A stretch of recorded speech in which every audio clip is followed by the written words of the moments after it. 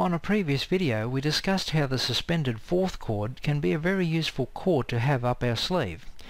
It creates a certain amount of mystery and intrigue and suspense, and gives our chords, our major chords, a different flavour.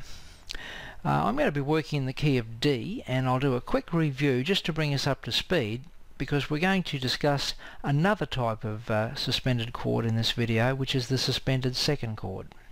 So here's a quick review. If I wanted to create a D major chord, I'd simply select the first note, the third note and the fifth note of the major scale.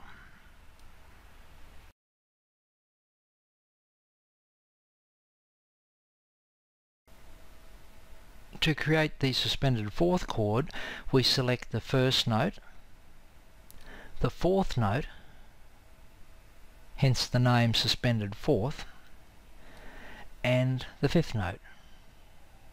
The significant point we made out on the previous tape was that the third note is the note that determines whether the chord is a major or a minor chord. In other words, in a D major chord the third note is an F sharp, however in a D minor chord the third note is an F.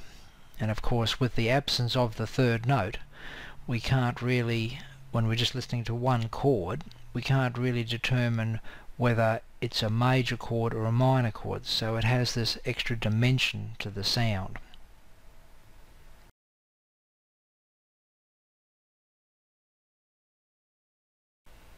The process for creating suspended second chords is exactly the same as we did for the suspended fourth chord. We select the first note. This time we're going to select the second note, and we'll also include the fifth note.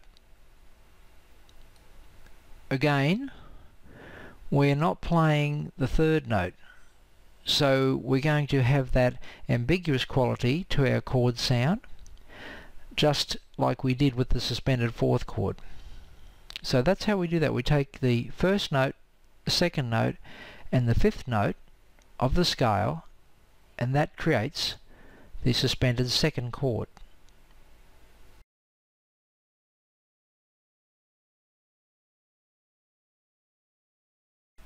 And now, just before we trot over to the guitar and have a look how we're going to play these chords and how they sound, just a quick word about the way they notate suspended chords.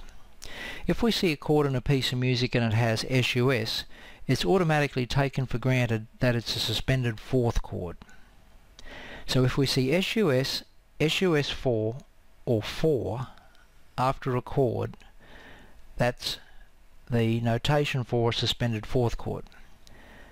A suspended second chord is notated as SUS2 or just the number 2.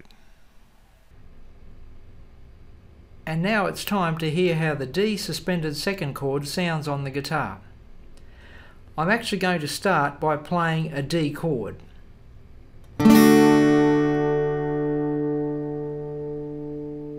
Now let's have a listen to the D suspended second, and all I'm going to do is take my second finger off the first string. I'm just going to let the first string ring open.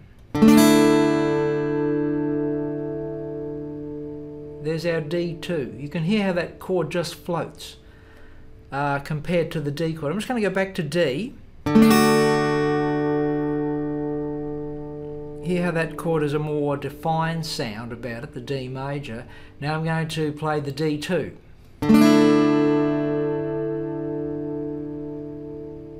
Now the idea is that you can mix these chords up.